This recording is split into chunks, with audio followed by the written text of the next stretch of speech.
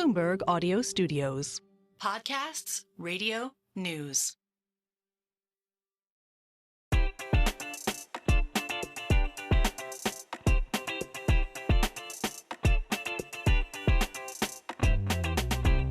Welcome to Merryn Talks Money, the podcast in which people who know the markets explain the markets. I'm Merryn Somerset Webb. This week, we're focusing on artificial intelligence and the role we really hope it's going to play in boosting productivity.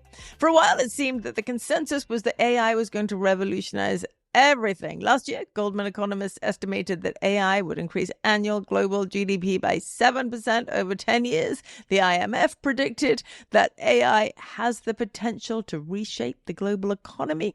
Look at pretty much any report from any big organization and you will see something very similar. The idea that this will change everything. Here in the UK, the Labour government clearly believe it too. They spent a good part of the recent investment summit positioning themselves as a champion for AI, called it an opportunity, saying that the country needs to run towards it. Not everyone is so convinced that AI is a silver bullet for all our productivity woes, and I'm afraid that we are cynics on this podcast. We rather believe that too. And so does this week's guest, Diane Coyle. Professor Dame Diane Coyle is the Bennett Professor of Public Policy at the University of Cambridge. The first book of hers I read was GDP, A Brief but Affectionate History, and I often refer to that even now. Her latest was Cogs and Monsters, What Economics Is and What It Should Be. That explored the challenges for economics in the context of the digital transformation. I particularly liked the title. She's got a new book coming out in April called The Measure of Progress, and maybe we'll get her back on to talk about that then. For now, her current research focuses on productivity and on economic measurements. Earlier this year, she authored a very good article that caught our eye, Don't Bank on AI Being a Quick Fix for Elusive Growth. Diane, welcome to Merryn Talks Money. It's a real pleasure. And now, one of the reasons that we asked you to come on, apart from all these sort of wonderful books and writings that we've talked about, was an article that caught our eye earlier this year called Don't Bank on AI Being a Quick Fix for Elusive Growth.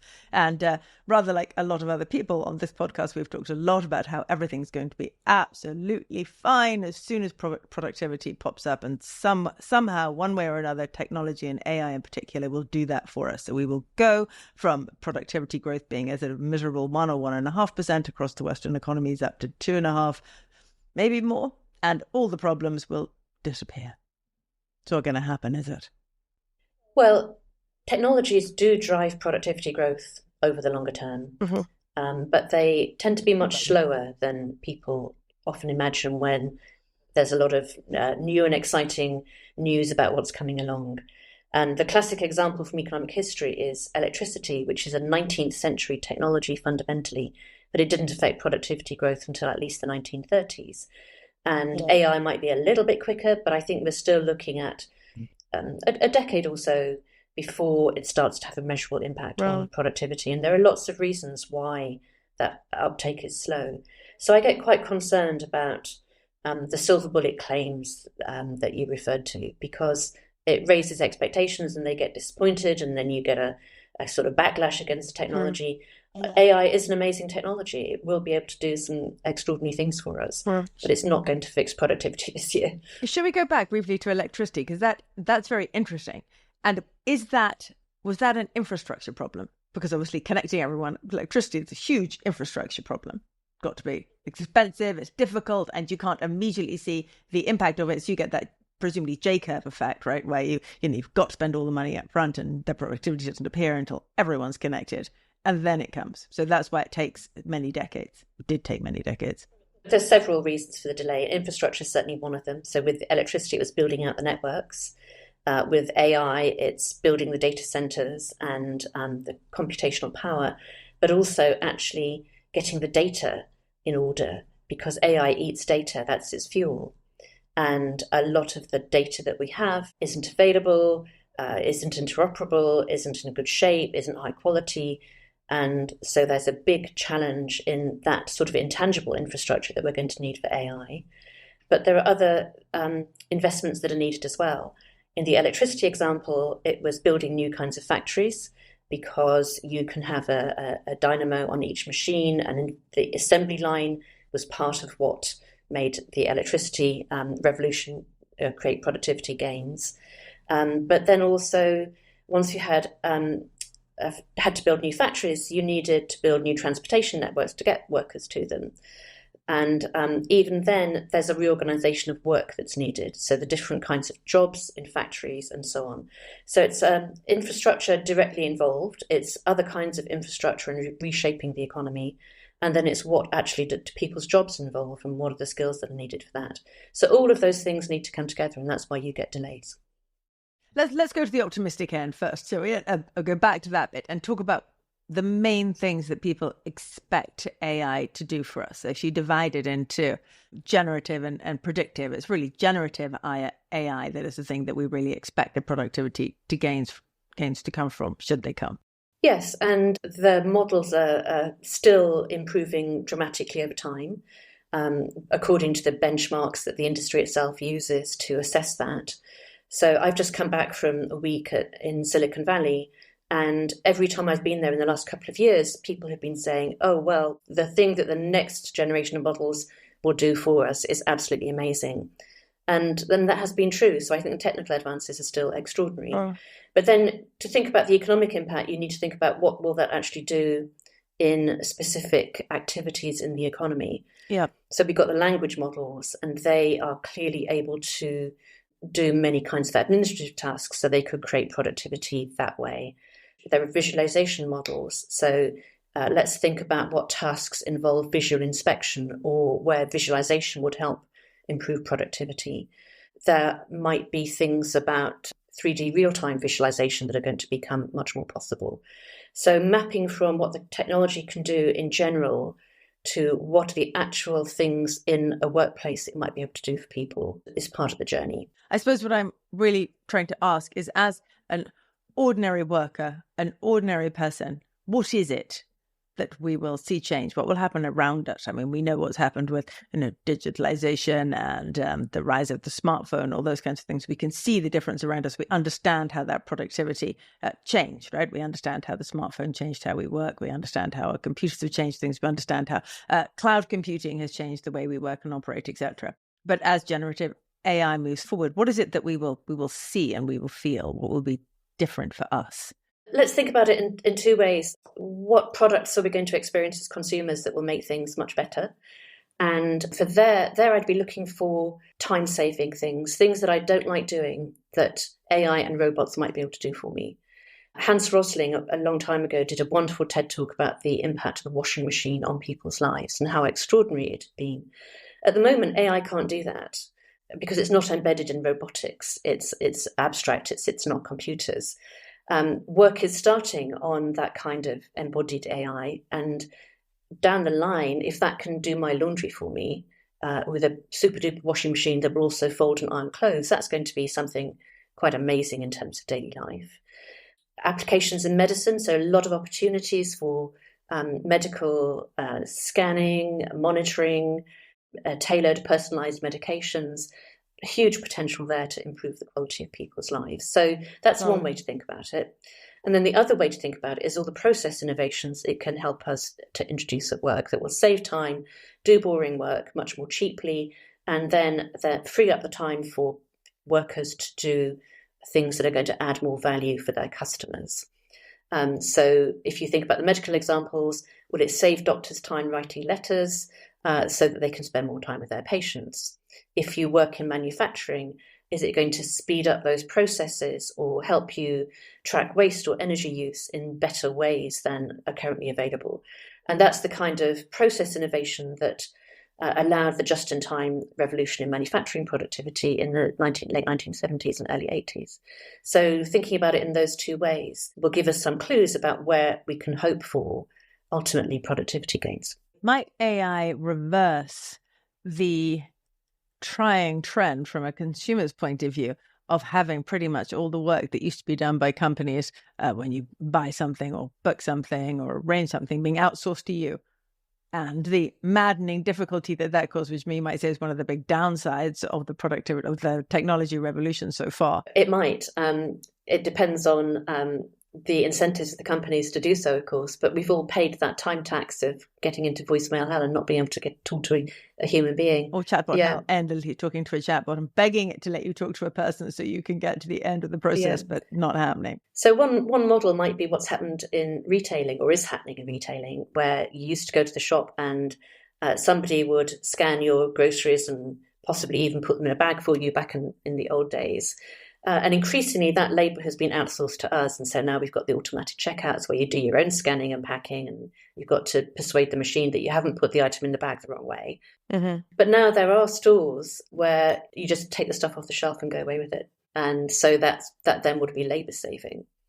How we measure these in productivity obviously has a different effect, because the automatic checkouts in the shops are going to increase the measured productivity of the retailers, because it's not measuring your unpaid labour in doing that scanning and packing yourself.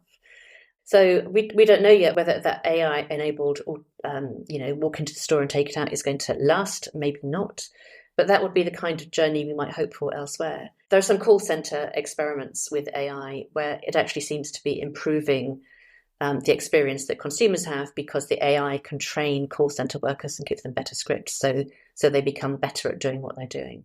But I think that's what we need to see. That's what's going to help us. Interesting. Let's go back to what you just said about the measurement of productivity, because it's a very interesting point that these making us do the work improves the productivity of the firm.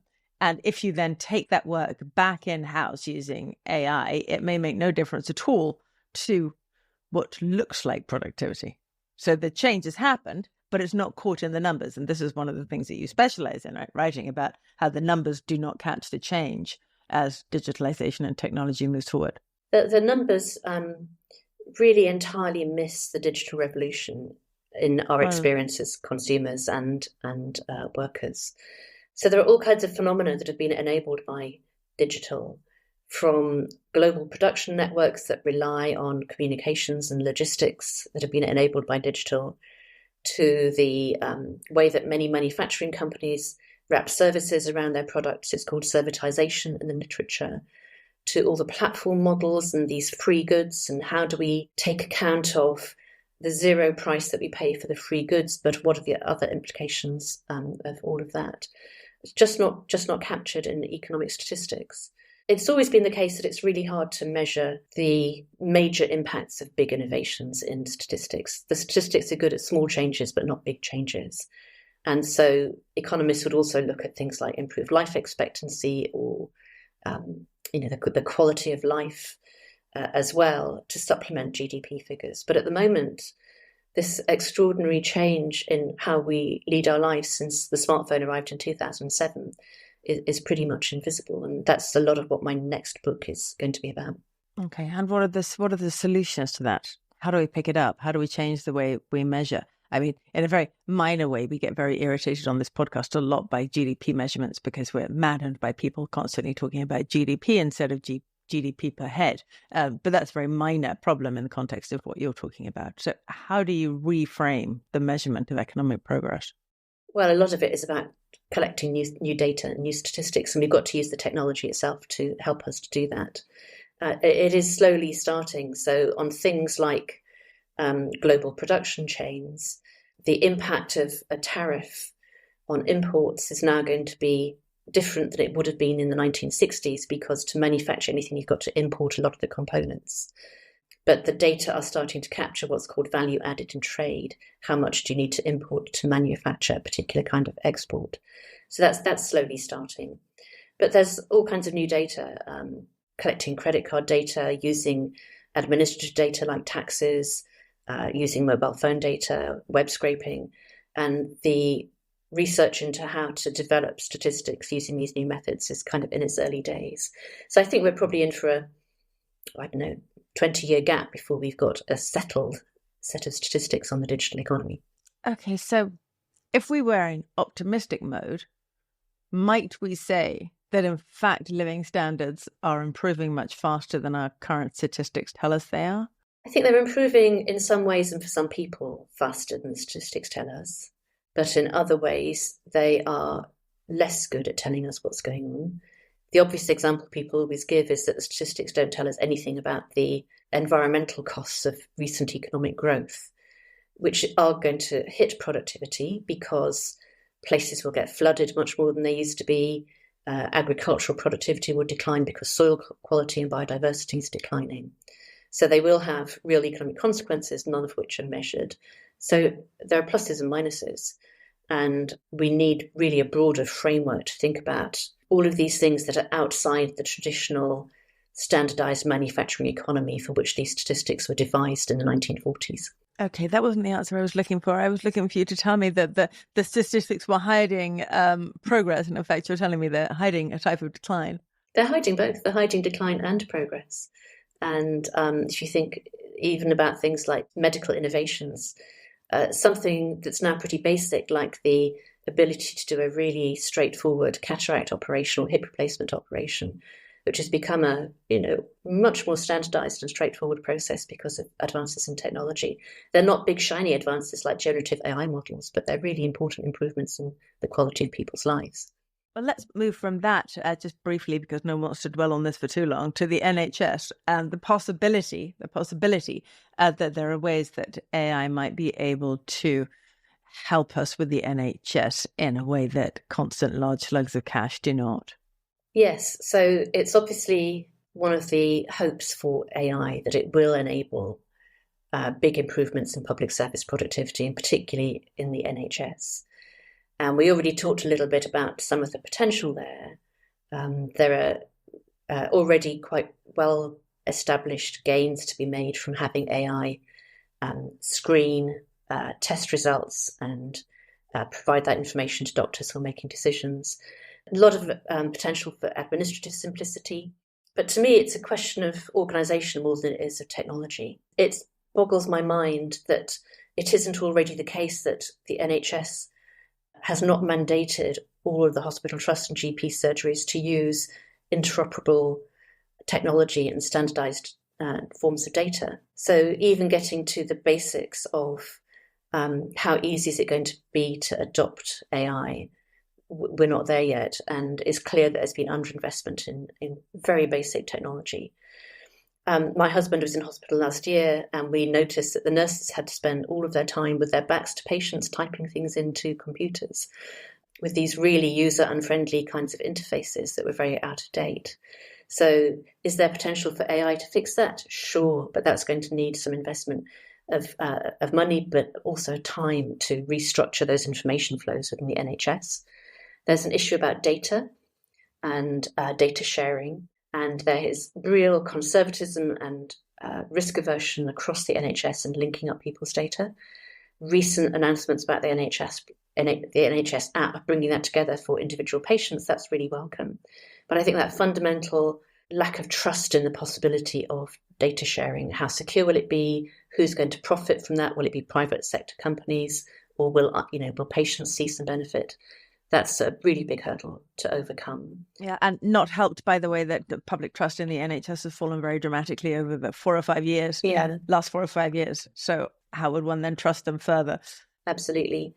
And then there are questions about organisation and financing. So there's lots of innovation in health tech. People are coming up with some amazing new products, but they've got to be paid for. So what's the business model that will enable the NHS to invest in those kinds of new innovations that might save them a ton of money, but their budgeting structures don't easily allow that? And then who's got the authority to make decisions? So AI is an information technology. It uses data and it creates useful information, which will allow people to make decisions that can improve productivity. But that's going to be decentralized, and across the public services, and including in health, they're quite hierarchical for reasons of accountability and also training. So how can the skills needed and the authority needed to take decisions be delegated? So there's no point giving nurses amazing information through AI products if they can't then do something with it. If they still have to call up a doctor to get them to take the decision, there's still going to be a bottleneck there. So there's a whole range of barriers alongside this huge potential. And obviously the state of the NHS and the public confidence in it means this is one that we've got to crack as soon as possible. Mm. I mentioned briefly when I was introducing you the current government talking a lot about wanting the UK to be an AI leader and how important that is and how they can help, the state can help drive that. What do you think the state's role is here in driving investment into AI or improving the sector in the UK? So multiple roles, actually. We do have a really good AI sector at the research frontier and in parts of AI. So the government has funded a lot of that research and should carry on doing so, because it's got broad benefits and want to enable more startups. There's an issue about how do those companies grow. Many startups in tech still hope that they would be bought out by a big American company. And we need to be able to grow our own and understand which niches we have real advantage in and can export in. So that's, again, something that government needs to help with, because public markets are making it very difficult for companies to grow across the board. But then there's a whole area of things about coordinating activities, de-risking investments. So, for example, using public procurement in the NHS to encourage innovation and say there will be a market for new kinds of AI products, that it doesn't have to specify which ones are going to be bought or exactly which technological approach is needed. But the fact of it's called an advanced market commitment in my world. The fact that there will be a market through public procurement can also really help encourage the spread of the technology. And, public services can drive the take-up of technology, get things to scale, make it cheaper for other users, demonstrate effectiveness. So this is an area where I think government action can make a big difference, as long as it's realistic. So I think if the government is saying we have this silver bullet and it's going to change things overnight, that's very dangerous and there'll be backlash. But if it's got a realistic approach in strategic industrial policy kind of framework, that could be really powerful. Okay, interesting. And what about the concerns around competition and the idea that what with the amount of investment, the amount of data, etc., that AI progress requires, that you have a situation where big tech just turns into big AI, and we have the same problems that anti-competitiveness problems that we've had with big tech in the AI environment as well. Where's the government's role there to preempt that? So it's a big issue. We've now got the digital markets legislation that allows the CMA to take action around certain kinds of behaviour by big tech companies that have got a dominant position. If you're looking at generative AI and the large models, that the scale needed at the moment is ginormous. So that problem of domination of markets becomes even worse. So more of the same in terms of monitoring what's happening and looking out for things like algorithmic collusion between the different models remains important. There's a lot of scope for competition at the level of applications that use large models. And that's a nascent market with generative AI. So there's a lot more scope to make sure that is competitive.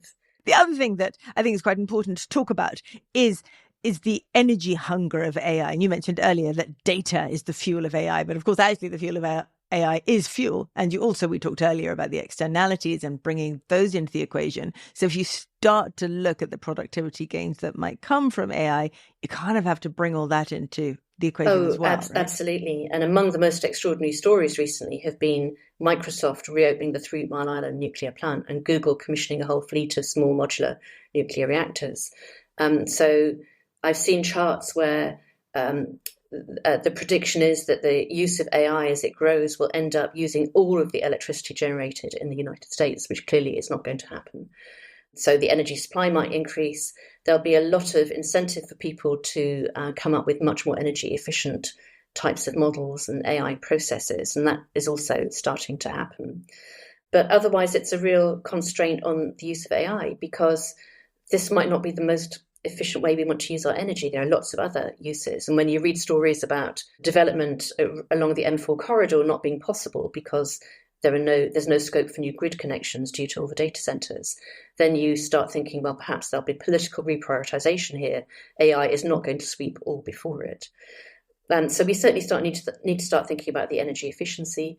I don't like the way that Google, when you do a search now, gives you an AI summary at the top, because that means you're getting the same information as before, but with 10 times the energy use. You know, I hate that too. I've only noticed it relatively recently. It comes up and you look at it and you know that bit at the top that you didn't ask for is using, I'm not entirely sure what the figures are, but people keep telling me that a generative search takes 1,000 times the energy of an ordinary search. As you look at that and, you can feel the energy usage. That doesn't feel good, does it?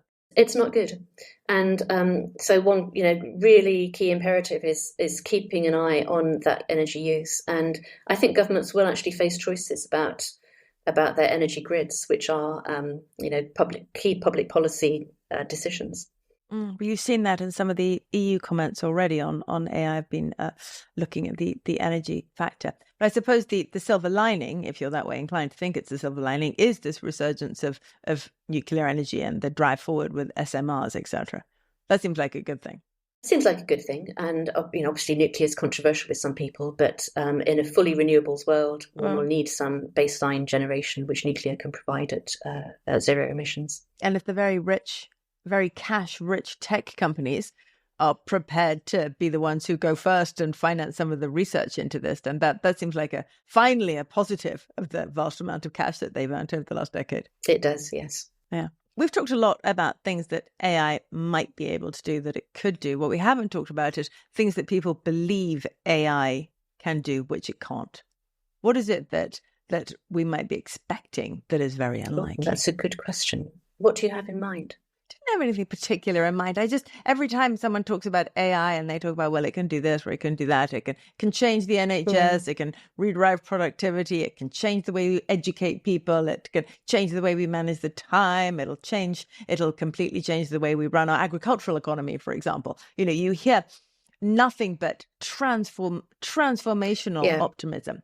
And because I'm not an expert in this, when I hear people telling me it's going to change the way we farm, it's going to change the way we go to space, it's going to change the way we mine for metals on the moon, etc., I'm perfectly happy to believe all that because this is not my area of expertise, and it seems entirely possible that if you can manage data this effectively and if you can have models that can genuinely learn to do things that we haven't yet learned to do, then all these things could be possible. But I also know, because you fall victim to optimism all the time, that inside this belief that it can do anything, there's bound to be things that it definitely can't do.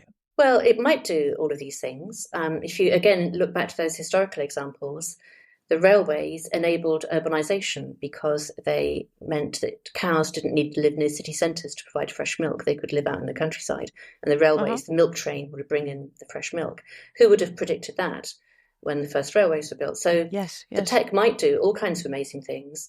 The question I always ask when I hear the hype is, well, how is it going to do that, given that this is an information technology? So what you need to talk about is, how does having a different, better, faster flow of information change what we do to produce the amazing outcomes that you're talking about? And a lot of the hype merchants actually can't answer the how question. Well, it's one of those things we will gradually find out, won't we? Yeah, and as always, that one of the main barriers is people don't like changing what they do. So anything that requires fundamental change in how you do your job or lead your life can be very slow. It's partly fear, because the kind of upfront cost of using AI is so high still. There are a lot of things for which it's still much cheaper to use the traditional forms of production and traditional human labour. And so even if there are amazing changes down the road, as we were saying earlier, it'll be pretty slow. Do you worry about the job market? Do you worry that, obviously, as you say, it will be slow, but in 10 years, will we have an unemployment problem?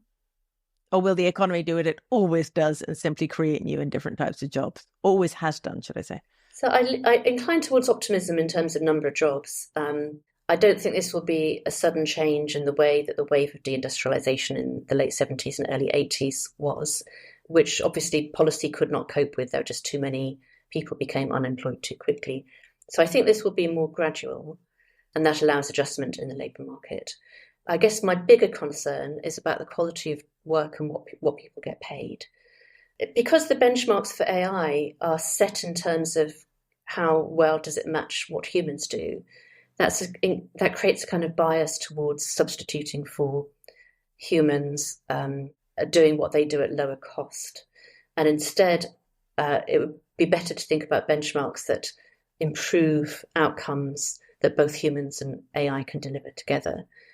But if we go down the substituting for humans route, then the impact on wages and job quality would be something to worry about. What's your greatest hope for AI? When you look at 10 years, what's the thing that will have been most transformative, that will change? Not things we can't say, but things we can see, things we can feel. I would hope that AI will have saved us a lot of time doing things that we don't like doing to create time for us to do things that we really enjoy. So that this might be, we've got more leisure time because technologies have over history increased the amount of leisure and reduced the amount of work that we have to do. Or it might be that our work becomes more enjoyable. We can focus on the more satisfying parts of that. So if I were a medical person, I would hope that AI had taken over all of my admin and left me with shorter shifts, but more time to spend with patients and give them the quality of care that I would want to give them. Goodness, I tell you what, we'd all like that. Diane, thank you so much for joining us today. It's fascinating. Thank you. Thank you. Lovely to talk to you.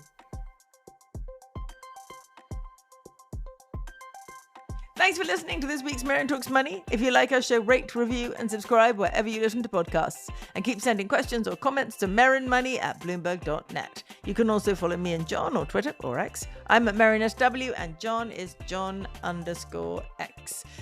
This episode was hosted by me, Merryn Somerset Webb. It was produced by Summer Sadi, production support and sound design by Moses Andam, and special thanks, of course, to Diane Coyle.